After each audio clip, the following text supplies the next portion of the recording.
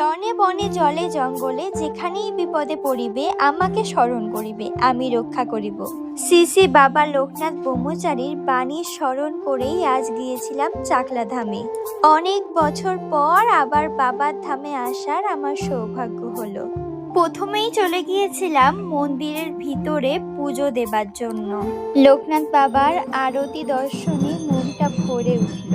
ভক্তির ছোঁয়ায় সব দুঃখ ক্লান্তি যেন মুছে গেল। পুজো সম্পূর্ণ করে ভক্তি ভরে নিজের মনের কামনা জানালাম। অনেক বছর পর ফিরে এসে মনে হলো চারপাশে অনেক পরিবর্তন এসেছে। পশ্চিমবঙ্গ সরকারের উদ্যোগে প্রায় 5 কোটি টাকা ব্যয়ে মন্দিরের সম্পূর্ণ সংস্কার করা হয়েছে।